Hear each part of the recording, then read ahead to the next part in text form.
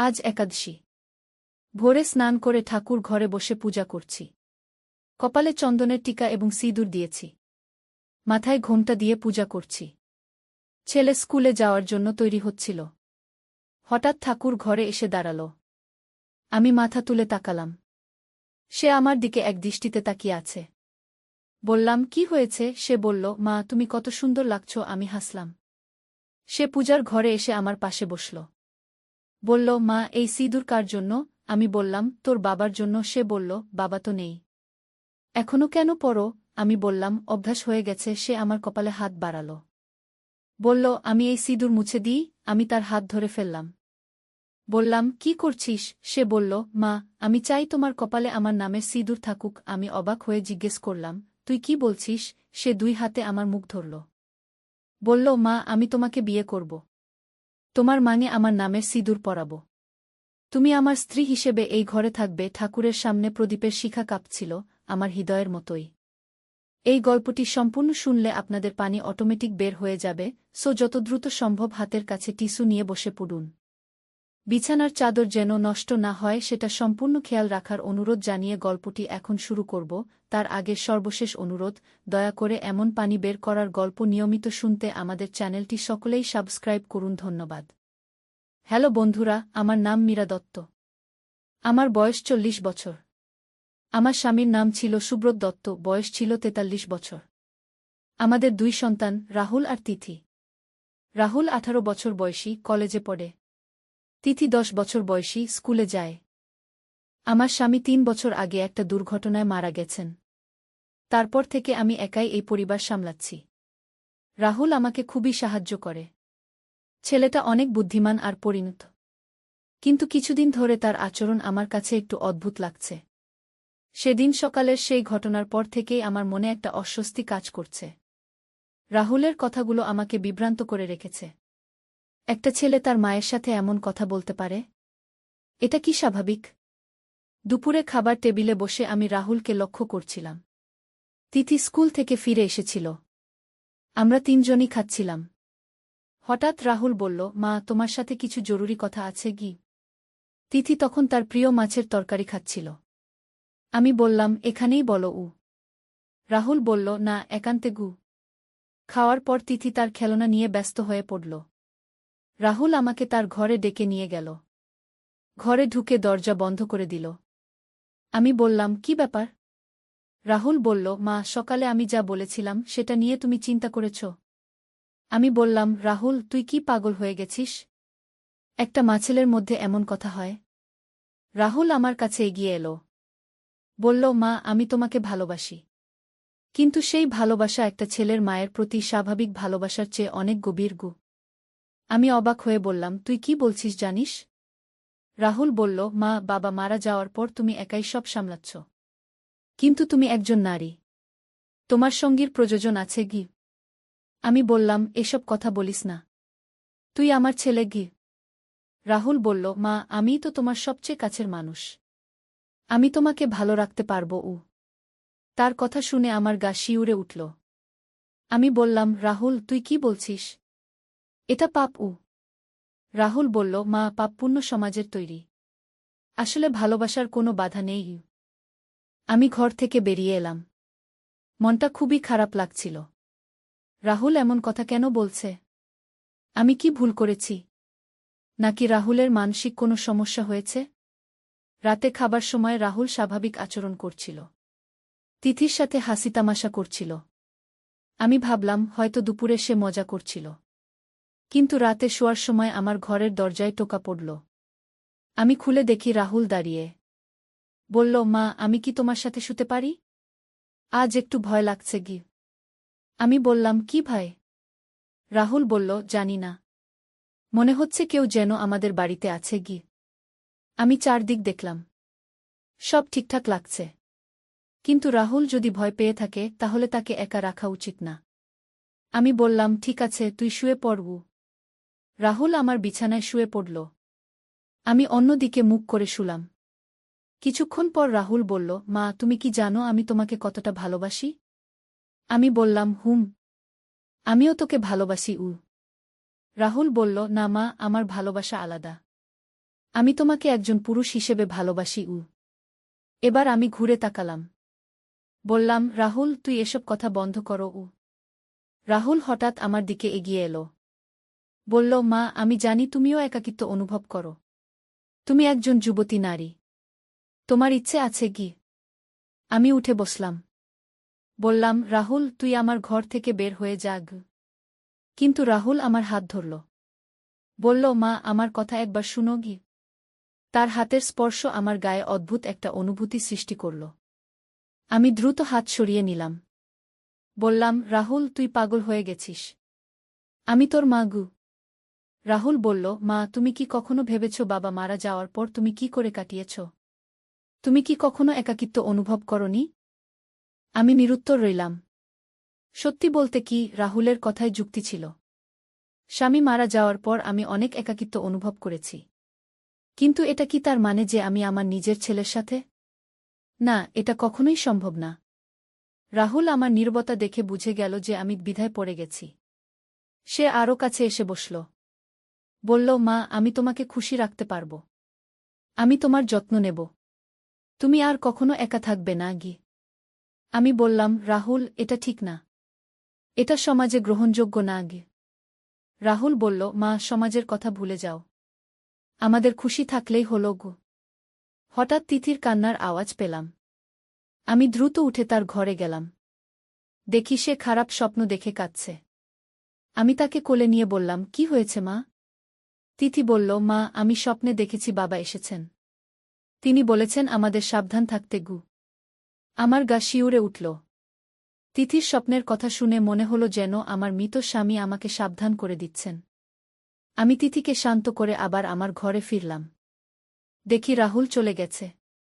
পরের দিন সকালে ঘুম থেকে উঠে দেখি রাহুল স্কুলে যাওয়ার জন্য তৈরি হচ্ছে না। আমি জিজ্ঞেস করলাম, কলেজে যাবি না? রাহুল বলল, আজ ছুটি গু। আমি বললাম, তাহলে তিথিকে স্কুলে দিয়ে আয় গু। রাহুল বলল, আমি যাব না। তুমি যাও। তার আচরণ দেখে আমার সন্দেহ হল। আমি তিথিকে নিয়ে স্কুলে গেলাম। স্কুল থেকে ফেরার পথে আমার বান্ধবী মালিনীর সাথে দেখা। সে জিজ্ঞেস করল, রাহুল কেমন আছে? আমি বললাম, ভালো আছে। কেন? মালিনী বলল, গতকাল তাকে বাজারে দেখেছিলাম। সে একটা মেয়ের সাথে কথা বলছিল। মেয়েটা তার চেয়ে বয়সে অনেক বড়। আমি অবাক হলাম। রাহুল কোনো মেয়ের সাথে কথা বলছিল? তাহলে তার আজকের আচরণের কারণ কি? বাড়িতে ফিরে দেখি রাহুল তার ঘরে। আমি তাকে ডাকলাম। বললাম, রাহুল, গতকাল বাজারে তুই কার সাথে ছিলি? রাহুল একটু অবাক হল। তারপর বলল, কেউ তোমাকে বলেছে? আমি বললাম, হ্যাঁ। কে ছিল সে? রাহুল বলল, উনি আমার সাইকোলজির টিচার। উনি আমাদের কিছু পরামর্শ দিচ্ছিলেন গু। আমি বললাম, কি পরামর্শ? রাহুল বলল, মা, আমার কিছু মানসিক সমস্যা হচ্ছে। সেগুলো নিয়ে টিচারের সাথে কথা বলেছিলাম গু। আমি স্বস্তি পেলাম। মনে হলো রাহুল তার সমস্যা বুঝতে পেরেছে এবং সাহায্য নিচ্ছে। আমি বললাম, ভালো। তুই সঠিক কাজ করেছিস।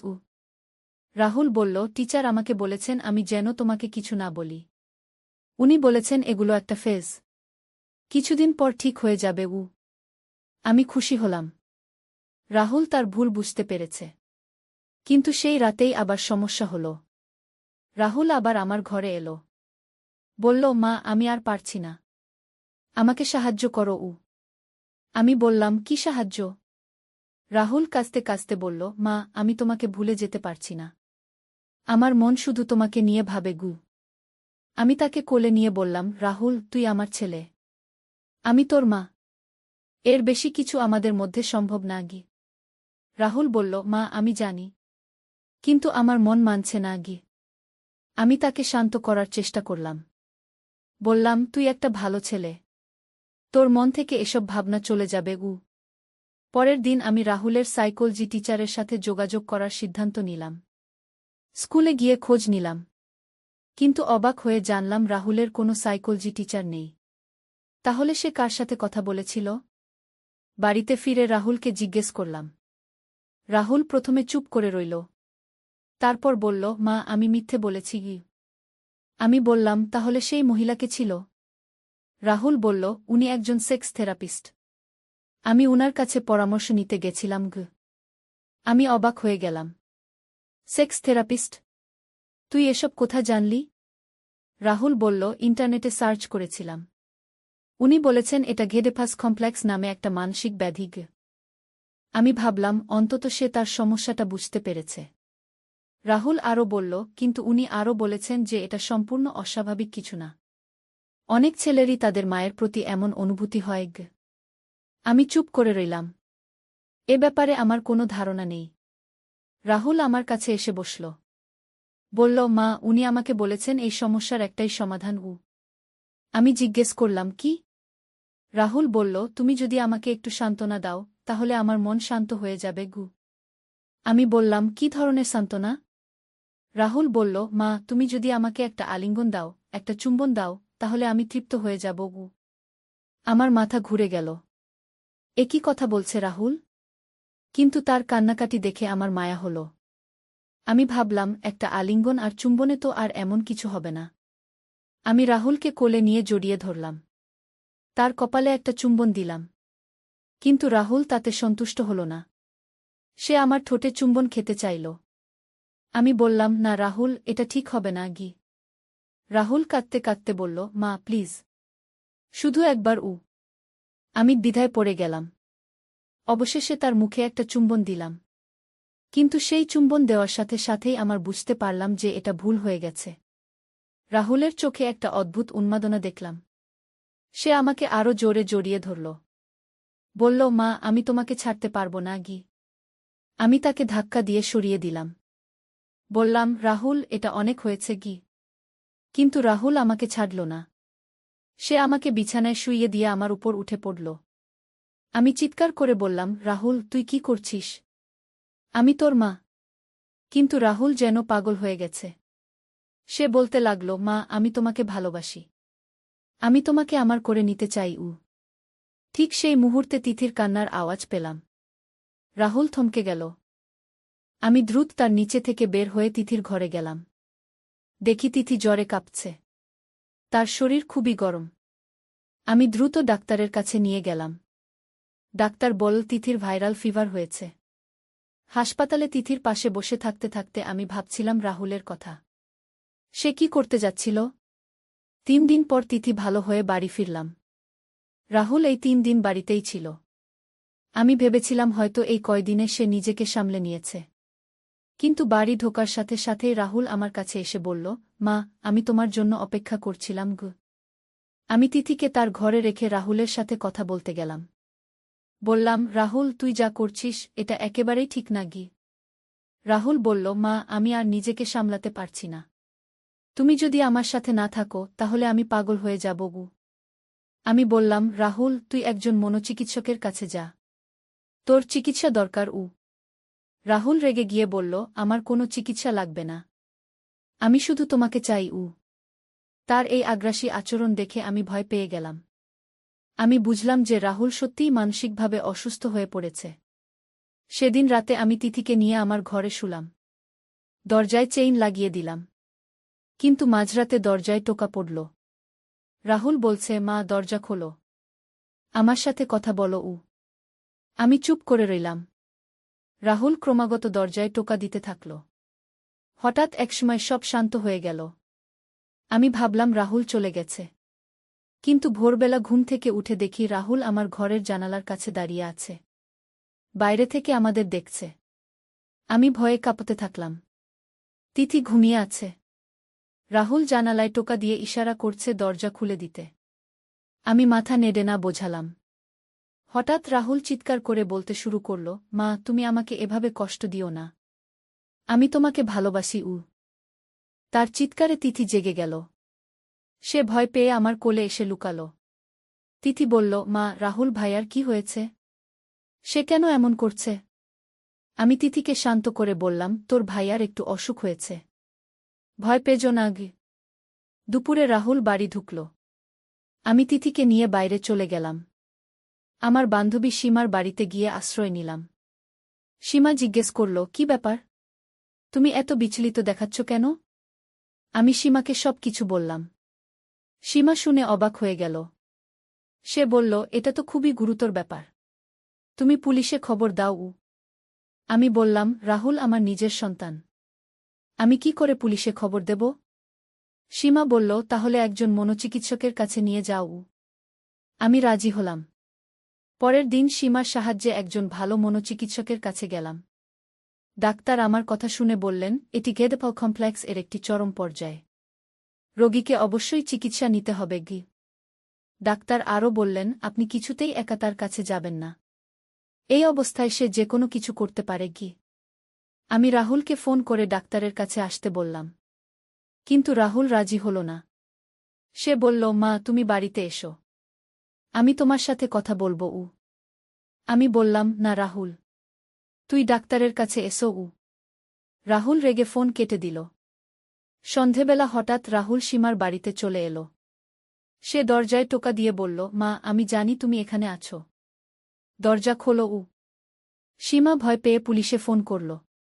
পুলিশ আসার আগেই রাহুল চলে গেল। কিন্তু যাওয়ার সময় বলল, মা আমি তোমাকে পাবই, তুমি যেখানেই থাকো। পুলিশ এসে আমাকে পরামর্শ দিল রাহুলের বিরুদ্ধে মামলা করতে। কিন্তু আমি পারলাম না। সে আমার নিজের সন্তান। ডাক্তার আমাকে বললেন, আপনি যদি তাকে চিকিৎসা করাতে না পারেন তাহলে আপনাকে তার কাছ থেকে দূরে থাকতে হবে। আমি তিথিকে নিয়ে সীমার বাড়িতেই থেকে গেলাম।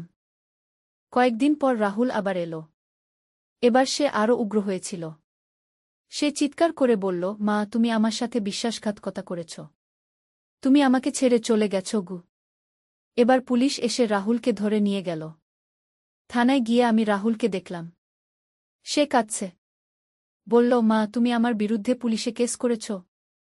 আমি বললাম, রাহুল আমি চাই তুই ভালো হয়ে যাস, তুই চিকিৎসা নে। রাহুল বলল, আমার কোনো চিকিৎসা লাগবে না, আমি শুধু তোমাকে চাই। পুলিশ অফিসার বলল, ম্যাডাম আপনার ছেলের মানসিক চিকিৎসা দরকার, আমরা তাকে একটা মানসিক হাসপাতালে ভর্তি করার ব্যবস্থা করছি। আমি সম্মতি দিলাম, যদিও মন খুব খারাপ লাগছিল। রাহুলকে মানসিক হাসপাতালে ভর্তি করানো হল। ডাক্তার বললেন, তার চিকিৎসায় কয়েক মাস সময় লাগবে। এই সময়ে তিনি পরিবারের কারো সাথে দেখা করতে পারবেন না।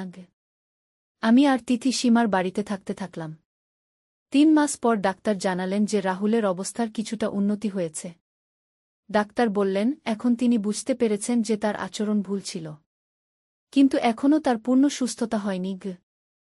আমি রাহুলকে দেখতে গেলাম। সে অনেক রোগা হয়ে গেছে। রাহুল আমাকে দেখে কাঁদতে শুরু করল। বলল, মা আমি তোমাকে খুব কষ্ট দিয়েছি, আমি জানি আমার আচরণ ভুল ছিল। আমি তাকে কোলে নিয়ে বললাম, তুই আমার ভালো ছেলে, তুই ভালো হয়ে যাবি। রাহুল বলল, মা আমি এখন বুঝতে পারি যে আমার একটা মানসিক ব্যাধি ছিল। ডাক্তার আমাকে বুঝিয়েছেন। আমি স্বস্তি পেলাম।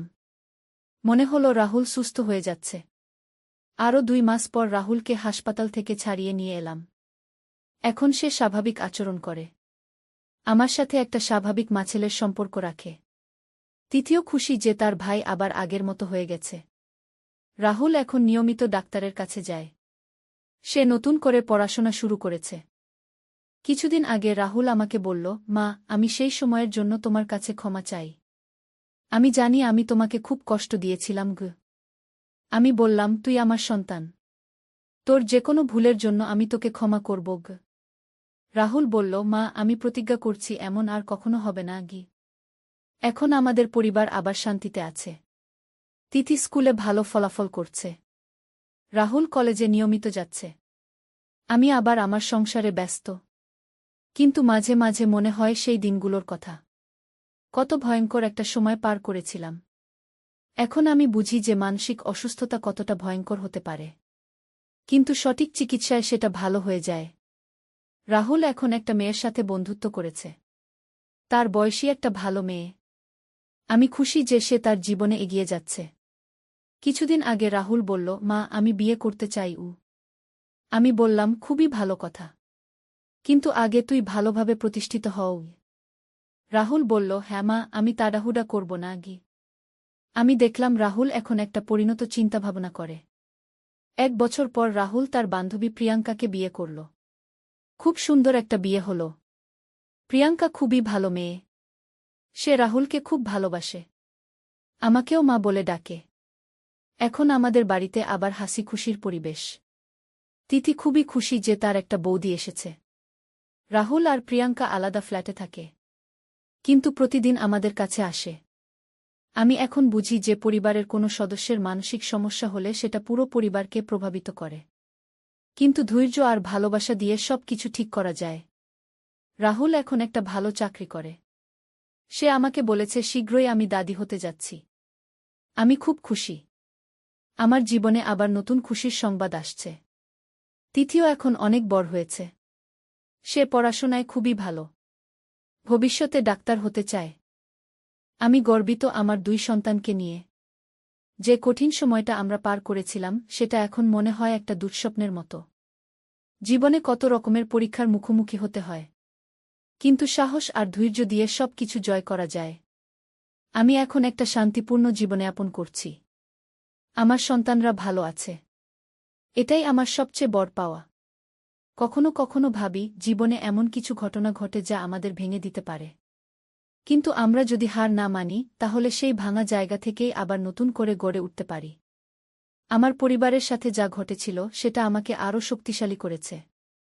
আমি শিখেছি যে ভালোবাসার পাশাপাশি সীমা বজায় রাখাও জরুরি। এখন আমি অন্যান্য মায়েদের পরামর্শ দিই যারা এমন সমস্যার মুখোমুখি হন। আমি তাদের বলি, কখনো হাল ছেড়ে দেবেন না। সঠিক চিকিৎসা আর ভালোবাসা দিয়ে সব কিছু ঠিক করা যায়। আমার জীবনের এই অধ্যায়টি সত্যিই একটি রহস্যময় অভিজ্ঞতা ছিল, কিন্তু শেষ পর্যন্ত সব কিছু ভালোর দিকে মোড় নিয়েছে।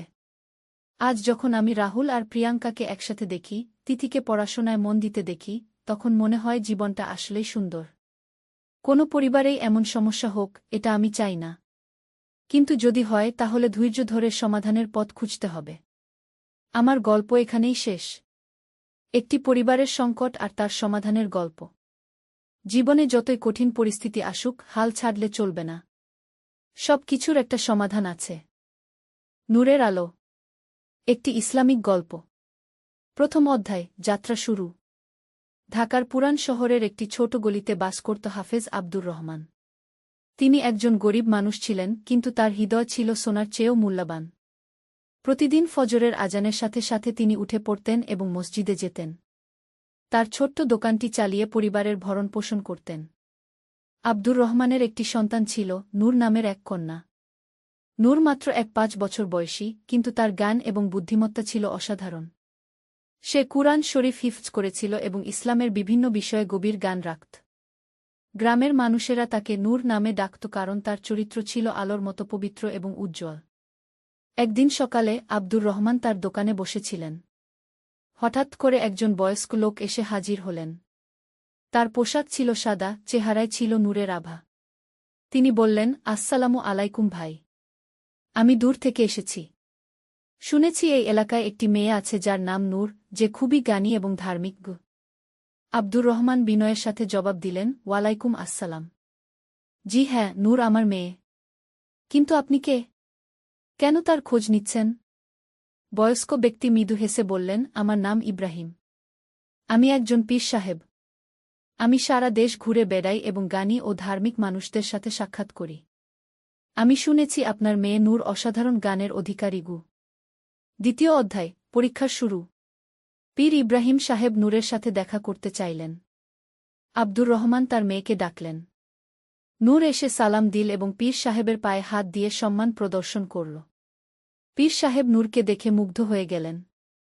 তার চেহারায় ছিল নম্রতা এবং বিনয়, চোখে ছিল জ্ঞানের আলো। তিনি বললেন, মা নূর, আমি তোমাকে কিছু প্রশ্ন করতে চাই। তুমি কি উত্তর দিতে পারবে? নূর বিনীতভাবে বলল, জি পীর সাহেব, আল্লাহ তায়ালা যতটুকু জ্ঞান দিয়েছেন সেই অনুযায়ী চেষ্টা করব। পীর সাহেব প্রথম প্রশ্ন করলেন, ইসলামের সবচেয়ে গুরুত্বপূর্ণ জিনিস কি? নূর চিন্তা করে বলল, পীর সাহেব, ইসলামের সবচেয়ে গুরুত্বপূর্ণ জিনিস হল তাওহীদ, অর্থাৎ আল্লাহর একত্বে বিশ্বাস। লা ইলাহা ইল্লাল্লাহু মুহাম্মাদুর রাসূলুল্লাহ, এই কালেমার মাধ্যমে আমরা ঘোষণা করি যে আল্লাহ ছাড়া কোনো উপাস্য নেই এবং মুহাম্মদ আল্লাহর রাসূল। পীর সাহেব সন্তুষ্ট হয়ে দ্বিতীয় প্রশ্ন করলেন, একজন মুমিনের কি কি গুণ থাকা উচিত? নূর উত্তর দিল, একজন মুমিনের মধ্যে থাকা উচিত সবর, ধৈর্য, শকর, কৃতজ্ঞতা, তাকওয়া, আল্লাহভীতি, রহমত, দয়া এবং ন্যায়বিচার। কুরআন শরীফে আল্লাহ তায়ালা বলেছেন, যারা ঈমান আনে এবং সৎকর্ম করে তাদের জন্য রয়েছে জান্নাত। পীর সাহেব আরও কয়েকটি কঠিন প্রশ্ন করলেন এবং নূর সবগুলোর সুন্দর উত্তর দিল। তিনি বুঝতে পারলেন যে এই মেয়েটি সত্যিই অসাধারণ জ্ঞানের অধিকারী। তৃতীয় অধ্যায়, বিশেষ দায়িত্ব। পরদিন সকালে পীর ইব্রাহিম সাহেব আবার এসে হাজির হলেন। তিনি আব্দুর রহমানকে বললেন, ভাই, আমার একটি বিশেষ অনুরোধ আছে। আমি নূরকে একটি গুরুত্বপূর্ণ কাজে নিয়ে যেতে চাই। আব্দুর রহমান চিন্তিত হয়ে বললেন, পীর সাহেব, কী ধরনের কাজ? নূর তো এখনও ছোটও। পীর সাহেব বিস্তারিত বললেন, দেখুন ভাই, এই দেশের উত্তরাঞ্চলে একটি গ্রাম আছে, শান্তিগ্রাম। সেই গ্রামের মানুষেরা ইসলাম সম্পর্কে অনেক ভুল ধারণা পোষণ করে। তারা বিভিন্ন কুসংস্কারে বিশ্বাস করে এবং সঠিক ইসলামিক শিক্ষা থেকে দূরে রয়েছে। আমি চাই নূর সেখানে গিয়ে মানুষদের সঠিক ইসলামিক শিক্ষা দেয়া। তার জ্ঞান এবং চরিত্রের মাধ্যমে সে মানুষদের হৃদয় স্পর্শ করতে পারবে। আব্দুর রহমান দ্বিধায় পড়ে গেলেন। একদিকে তার মেয়েকে দূরে পাঠাতে মন চাচ্ছিল না, অন্যদিকে এটি একটি মহৎ কাজ। তিনি নূরকে ডেকে সব কথা বললেন। নূর শুনে বলল, আব্বু, আমি যেতে চাই। যদি আমার জ্ঞান দিয়ে মানুষের উপকার করতে পারি, তাহলে এটি আল্লাহর পথে একটি জিহাদ হবে। রাসূল শাহ বলেছেন, যে ব্যক্তি কোনো গুরুত্বপূর্ণ জ্ঞান লুকিয়ে রাখে, তাকে আল্লাহ তায়ালা কিয়ামতের দিন আগুনের লাগাম পরাবেন। আব্দুর রহমান তার মেয়ের কথা শুনে গর্বিত হলেন। তিনি বুঝলেন যে নূর সত্যিই একটি বিশেষ আমানত। তিনি অনুমতি দিলেন। চতুর্থ অধ্যায়, শান্তিগ্রামের পথে। নূর এবং পীর ইব্রাহিম সাহেব শান্তিগ্রামের উদ্দেশ্যে রওনা হলেন। পথে তারা অনেক গ্রাম পার হলেন। প্রতিটি জায়গায় নূর দেখল যে মানুষেরা বিভিন্ন সমস্যায় জর্জরিত, কেউ দারিদ্র্যে, কেউ রোগে, কেউ পারস্পরিক বিরোধে। একটি গ্রামে তারা রাত্রিযাপন করলেন। সেখানে দেখা হল আমিনা নামের এক বিধবা মহিলার সাথে। তার 3টি ছোট সন্তান এবং সে খুবই দরিদ্র। নূর তার অবস্থা দেখে মন খারাপ হয়ে গেল। নূর আমিনা আপাকে বলল, আপা, আপনার অবস্থা দেখে আমার মন খারাপ হয়ে গেছে। কিন্তু জানেন, আল্লাহ তায়ালা কুরআনে বলেছেন, যে আল্লাহর উপর ভরসা করে, আল্লাহ তার জন্য একটি পথ বের করে দেন এবং এমন জায়গা থেকে রিজিক দেন যার কথা সে কল্পনাও করতে পারে না। নূর আমিনা আপাকে বিভিন্ন দোয়া শিখিয়ে দিল এবং তাকে সাহস দিল। তার সাথে কথা বলে আমিনা আপার মনে নতুন শক্তি এসে গেল।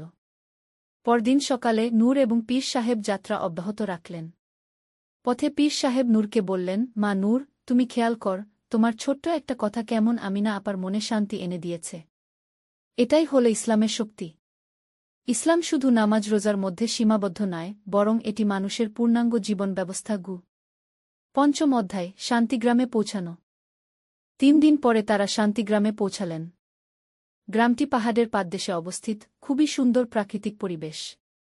কিন্তু গ্রামে প্রবেশ করার পর তারা দেখলেন যে মানুষের মধ্যে অনেক সমস্যা রয়েছে।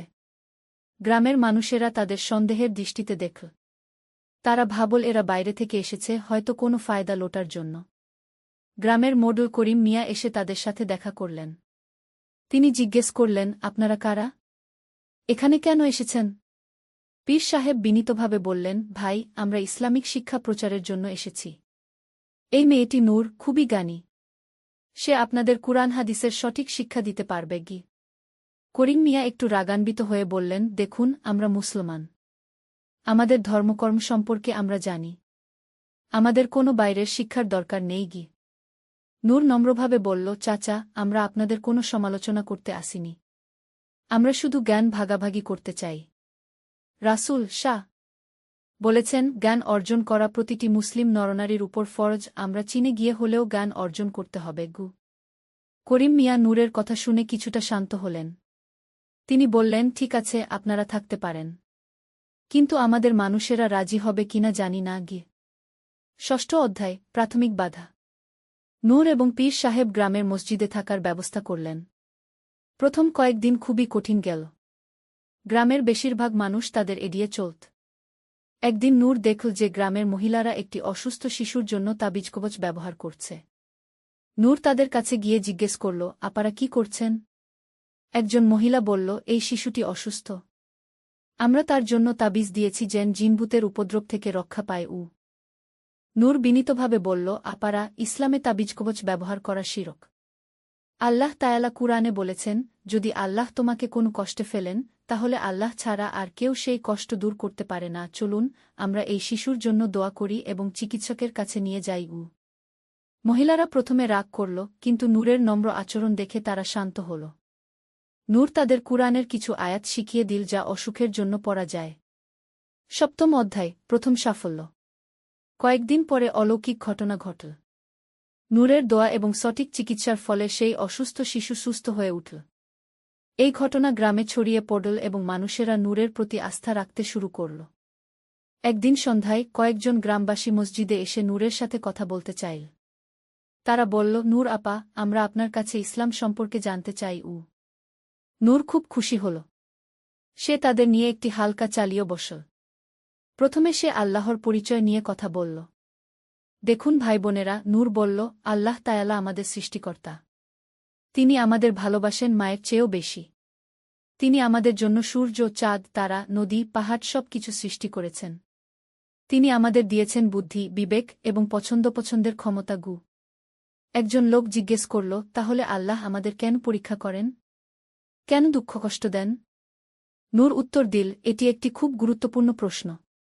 আল্লাহ তায়ালা আমাদের পরীক্ষা করেন আমাদের ঈমান যাচাই করার জন্য। যেমন সোনাকে আগুনে পুড়িয়ে খাঁটি করা হয়, তেমনি আমাদের ঈমানকেও পরীক্ষার মাধ্যমে শক্তিশালী করা হয়। কুরআনে আল্লাহ বলেছেন, আর আমি অবশ্যই তোমাদেরকে পরীক্ষা করব কিছু ভয়, ক্ষুধা এবং জানমাল ও ফসলের ক্ষতির মাধ্যমে। কিন্তু সবরকারীদের সুসংবাদ দাও। 8ম অধ্যায়, গভীর শিক্ষা। দিন দিন নূরের চারপাশে মানুষের ভিড় বাড়তে থাকল। সে প্রতিদিন মসজিদে বসে বিভিন্ন বিষয়ে আলোচনা করত।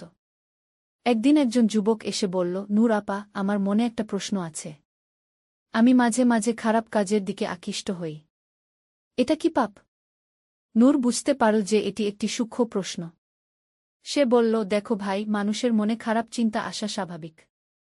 রাসূল শাহ বলেছেন, আল্লাহ আমার উম্মতের মনের খারাপ চিন্তা ক্ষমা করে দিয়েছেন, যতক্ষণ না তারা সেই কাজ করে বা মুখে বলে। গুরুত্বপূর্ণ বিষয় হল, খারাপ চিন্তা এলে সেটা থেকে আল্লাহের কাছে আশ্রয় চাওয়া এবং ভালো কাজে মনোযোগ দেওয়া। যুবকটি আরও জিজ্ঞেস করল, তাহলে আমি কিভাবে নিজেকে পাপ থেকে রক্ষা করব? নূর বলল, প্রথমত নিয়মিত নামাজ পড়। নামাজ পাপ থেকে রক্ষা করে। দ্বিতীয়ত, ভালো সঙ্গী নির্বাচন কর।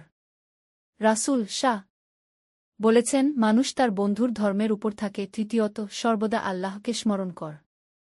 চতুর্থত, কুরআন তেলাওয়াত কর এবং তার অর্থ বোঝার চেষ্টা কর।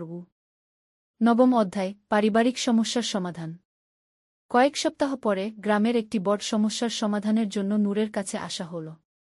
দুই ভাই, রশিদ এবং খালিদ, সম্পত্তি নিয়ে মারাত্মক বিরোধে জড়িয়ে পড়েছিল।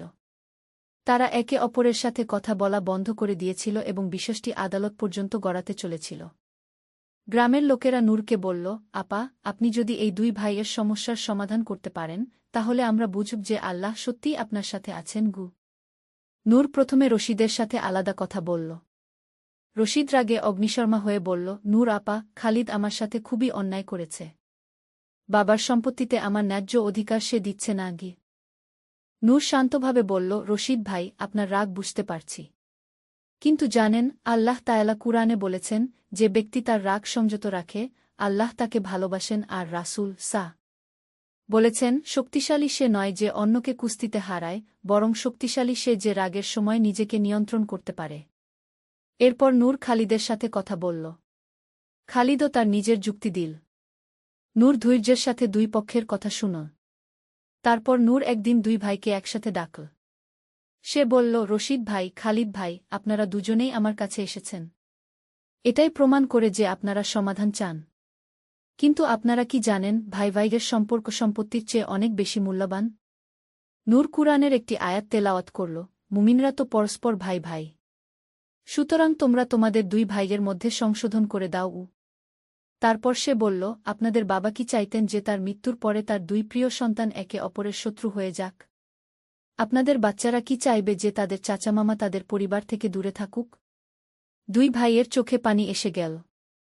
তারা বুঝতে পারল যে সম্পত্তির লোভে তারা সবচেয়ে গুরুত্বপূর্ণ জিনিস, ভাইদের ভালোবাসা, হারাতে বসেছে। নূর তাদের ইসলামিক উত্তরাধিকার আইন অনুযায়ী সম্পত্তি ভাগ করার পদ্ধতি বুঝিয়ে দিল। সে বলল, ইসলামে সম্পত্তি বণ্টনের একটি স্পষ্ট নিয়ম আছে। আল্লাহ নিজেই কুরআনে এই নিয়ম দিয়েছেন। এই নিয়ম মেনে চললে কোনো বিরোধ থাকে না আগে। দুই ভাই একে অপরের কাছে ক্ষমা চাইল এবং আলিঙ্গন করল। গ্রামবাসীরা এই দৃশ্য দেখে মুগ্ধ হয়ে গেল। তারা বুঝল যে নূরের মধ্যে সত্যিই বিশেষ কিছু আছে। 10ম অধ্যায়, নারী শিক্ষার প্রসার। নূরের প্রভাবে গ্রামে ধীরে ধীরে পরিবর্তন আসতে লাগল। কিন্তু একটি বিষয়ে এখনও সমস্যা ছিল, মেয়েদের শিক্ষা। গ্রামের অনেক মানুষ মনে করত যে মেয়েদের বেশি পড়াশোনার দরকার নেই। একদিন নূর গ্রামের মহিলাদের সাথে আলাদা বৈঠক করল। সেখানে এসেছিল রহিমা আপা, ফাতেমা আপা, খাদিজা আপা এবং আরও অনেকে। নূর তাদের বলল, আপারা, আমি আপনাদের একটা কথা বলতে চাই। ইসলামে নারী পুরুষের সমান মর্যাদা পেয়েছে জ্ঞান অর্জনের ক্ষেত্রে। রাসূল শাহ বলেছেন, জ্ঞান অর্জন করা প্রতিটি মুসলিম নরনারীর উপর ফরজ, এখানে নারী পুরুষের কোনো পার্থক্য করা হয়নি গি। রহিমা আপা বলল, কিন্তু নূর, আমাদের সমাজে মেয়েরা বেশি পড়ালেখা করলে বিয়েশাদিতে সমস্যা হয় গে। নূর উত্তর দিল, আপা, এটি একটি ভুল ধারণা। ইসলামের ইতিহাস দেখুন। আমাদের প্রিয় নবীজির স্ত্রী হরত আয়েশা ছিলেন একজন বড় আলেম। তার কাছে থেকে হাজারো সাহাবী হাদিস শিখেছেন। হরত ফাতেমা ছিলেন অত্যন্ত জ্ঞানী। তারা কি বিয়েশাদিতে সমস্যায় পড়েছিলেন? ফাতেমা আপা জিজ্ঞেস করল, তাহলে আমরা কি করব? আমরা তো অশিক্ষিতও। নূর উৎসাহের সাথে বলল, আপারা, আমি আপনাদের জন্য একটি মহিলা শিক্ষা বৃত্ত শুরু করতে চাই। আমরা একসাথে কুরআন শরীফ পড়ব, ইসলামের বিভিন্ন বিষয় নিয়ে আলোচনা করব। আর আপনাদের মেয়েদেরও এই শিক্ষায় অংশ নিতে উৎসাহিত করব গু। মহিলারা এই প্রস্তাবে খুশি হল। তারা সিদ্ধান্ত নিল যে প্রতি বৃহস্পতিবার বিকেলে তারা নূরের কাছে বসে ইসলামিক শিক্ষা নেবে। 11 অধ্যায়, যুগ সমাজের পরিবর্তন। গ্রামের যুবকদের মধ্যেও নূরের প্রভাব পড়তে থাকল। আগে যারা অলস্তায় দিন কাটাত, তারা এখন জ্ঞান চর্চায় আগ্রহী হয়ে উঠল। জাহিদ নামের এক যুবক নূরের কাছে এসে বলল, আপা, আমি জীবনে কোনো লক্ষ্য খুঁজে পাচ্ছি না। মনে হয় যেন আমার জীবনের কোনো মানে নেই গি। নূর তাকে বলল, জাহিদ ভাই, আপনার এই অনুভূতি অস্বাভাবিক নয়। অনেক মানুষই জীবনের অর্থ খুঁজতে সংগ্রাম করে। কিন্তু ইসলাম আমাদের বলেছে যে আমাদের জীবনের উদ্দেশ্য হল আল্লাহর ইবাদত করা এবং তার পৃথিবীতে খলিফা হিসেবে দায়িত্ব পালন করা গু। খলিফা মানে কি? জাহিদ জিজ্ঞেস করল। নূর ব্যাখ্যা করল, খলিফা মানে প্রতিনিধি। আল্লাহ আমাদের এই পৃথিবীতে তার প্রতিনিধি হিসেবে পাঠিয়েছেন। আমাদের দায়িত্ব হল ন্যায় বিচার প্রতিষ্ঠা করা, অত্যাচারীদের বিরুদ্ধে দাঁড়ানো, দরিদ্রদের সাহায্য করা, জ্ঞানের প্রসার ঘটানো গো। জাহিদ উৎসাহিত হয়ে বলল, তাহলে আমি কি করতে পারি? নূর বলল, আপনি গ্রামের অন্যান্য যুবকদের নিয়ে একটি সেবা সংস্থা গড়তে পারেন। যেমন অসহায়দের সাহায্য করা, গ্রামের পরিচ্ছন্নতা রক্ষা করা, বৃক্ষরোপণ করা, নিরক্ষরদের লেখাপড়া শেখানো। রাসূল শাহ বলেছেন, মানুষের মধ্যে সেই সবচেয়ে উত্তম যে অন্যদের উপকারে আসে। এই কথা শুনে জাহিদ এবং তার বন্ধুরা একটি যুব সংগঠন গড়ে তুলল। তারা নাম রাখল খেদমতে খালক ও মানুষের সেবা। 12 অধ্যায়, বিপত্তির মোকাবেলা। কয়েক মাস পরে গ্রামে একটি বড় বিপদ এসে হাজির হল। মুষলধারে বৃষ্টির কারণে পাশের নদীতে বন্যা হয়েছে। অনেক ঘরবাড়ি ডুবে গেছে, মানুষ গৃহহীন হয়ে পড়েছে। এই সংকটের মুহূর্তে নূরের শেখানো শিক্ষার প্রকৃত পরীক্ষা হল। গ্রামের মানুষেরা একে অপরের পাশে দাঁড়াল। যাদের বাড়িঘর ভেসে গেছে তাদের আশ্রয় দেওয়া হল অন্যদের বাড়িতে। জাহিদের নেতৃত্বে যুব সংগঠনের ছেলেরা দিনরাত পরিশ্রম করল। তারা উদ্ধার কাজে অংশ নিল, খাবার বিতরণ করল, অসুস্থদের চিকিৎসার ব্যবস্থা করল। নূর মহিলাদের সংগঠিত করে একটি রান্নাঘর খোলা হল যেখানে সকলের জন্য খাবার রান্না হতে থাকল। তারা কুরআনের এই আয়াতটি মনে রেখে কাজ করল, যে একটি জীবন রক্ষা করল সে যেন সমগ্র মানবজাতিকে রক্ষা করল। এই দুর্যোগের সময়ে গ্রামবাসীরা দেখল যে ইসলামের সত্যিকারের শিক্ষা কি। তারা বুঝল যে ধর্ম শুধু নামাজ রোজার মধ্যে সীমাবদ্ধ নয়, বরং এটি মানুষে মানুষে ভালোবাসা এবং সহানুভূতি সৃষ্টি করে। 13 অধ্যায়, আত্মিক উন্নতি। বন্যার পরে গ্রামের মানুষের মধ্যে একটি নতুন চেতনা জাগল। তারা বুঝল যে জীবনটা খুবই ক্ষণস্থায়ী এবং আল্লাহর কাছে জবাবদিহি করতে হবে। একদিন সন্ধ্যায় গ্রামের একজন বয়স্ক ব্যক্তি, আবু তালেব চাচা, নূরের কাছে এলেন। তিনি বললেন, বেটি নূর, আমার বয়স হয়েছে। মৃত্যুর কথা ভাবলে মনটা অস্থির হয়ে যায়। আমি কিভাবে আল্লাহর কাছে প্রস্তুতি নেব? নূর চাচার কথা শুনে মর্মাহত হল। সে বলল, চাচা, মৃত্যুর ভয় পাওয়াটা স্বাভাবিক। কিন্তু একজন মুমিনের জন্য মৃত্যু ভয়ঙ্কর কিছু নয়। এটি পরপারে যাওয়ার একটি পথ মাত্র। নূর চাচাকে ইস্তিগফার, ক্ষমা প্রার্থনা এর গুরুত্ব সম্পর্কে বলল। চাচা, আপনি বেশি বেশি আস্তাগফিরুল্লাহ পড়ুন। আল্লাহ তায়ালা বলেছেন, তোমরা তোমাদের রবের কাছে ক্ষমা চাও, নিশ্চয় তিনি ক্ষমাশীল। নূর তাকে কবরের প্রশ্ন সম্পর্কেও বলল এবং শেখাল কিভাবে সেই প্রশ্নের উত্তর প্রস্তুত রাখতে হয়। 3টি মূল প্রশ্ন হবে: তোমার রব কে? তোমার দিন কি? তোমার নবী কে? এই প্রশ্নের উত্তর হল, আল্লাহ আমার রব, ইসলাম আমার দিন, মুহাম্মদ আমার নবী। চাচা নূরের কাছে নিয়মিত আসতে শুরু করলেন এবং আধ্যাত্মিক শিক্ষা নিতে লাগলেন। 14 অধ্যায়, শিশুদের শিক্ষা। নূর বুঝল যে গ্রামের সবচেয়ে গুরুত্বপূর্ণ সম্পদ হল শিশুরা। তাদের সঠিক শিক্ষা দিতে পারলে ভবিষ্যৎ প্রজন্ম ভালো হবে। সে গ্রামের শিশুদের জন্য একটি মক্তব, ধর্মীয় প্রাথমিক বিদ্যালয় স্থাপন করল। সেখানে শিশুরা কুরআন শেখার পাশাপাশি সাধারণ শিক্ষাও পেতে থাকল। ছোট্ট আব্দুল্লাহ, 8 বছর বয়স, একদিন জিজ্ঞেস করল, নূর আপা, আল্লাহকে তো দেখা যায় না, তাহলে আমি কিভাবে জানব যে তিনি আছেন? নূর হেসে বলল, আব্দুল্লাহ, তুমি বাতাস দেখতে পাও না আপা গিউ? কিন্তু বাতাস যে আছে সেটা তুমি অনুভব কর, তাই না? গাছের পাতা নড়ে, তোমার চুল উড়ে। তেমনি আল্লাহকে চোখে দেখা যায় না, কিন্তু তার অস্তিত্বের প্রমাণ চারপাশে ছড়িয়ে আছে। সূর্যকে উঠায়, চাঁদকে আকাশে রাখে, ফুলকে এত সুন্দর করে বানায়। আব্দুল্লাহ বলল, আল্লাহ। ঠিক। এবং আল্লাহ আমাদের হৃদয়ের মধ্যে একটি বিশেষ অনুভূতি দিয়েছেন, যাকে বলে ঈমান। এই ঈমানের মাধ্যমে আমরা আল্লাহর অস্তিত্ব অনুভব করতে পারি।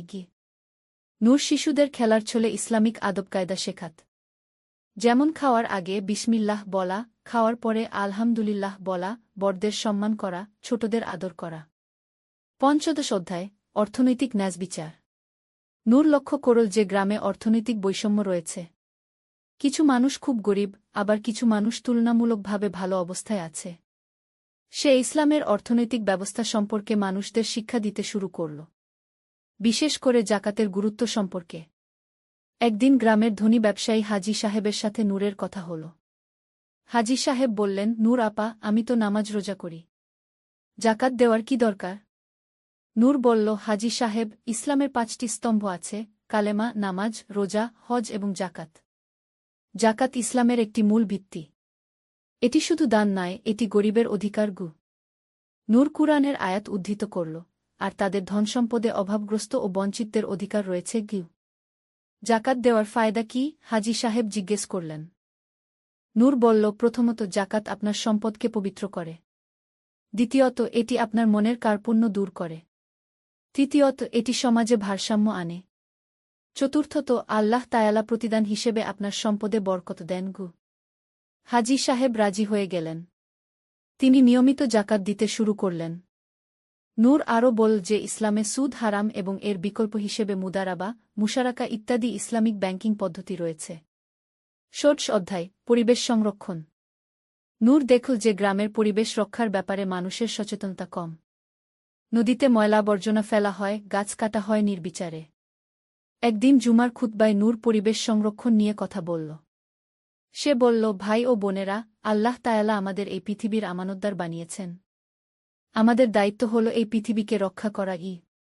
নূর রাসূল এর একটি হাদিস উল্লেখ করল, যদি কিয়ামত এসে যায় আর তোমাদের কারো হাতে একটি চারাগাছ থাকে, তাহলে সে যেন সেটা রোপণ করে দেয়া।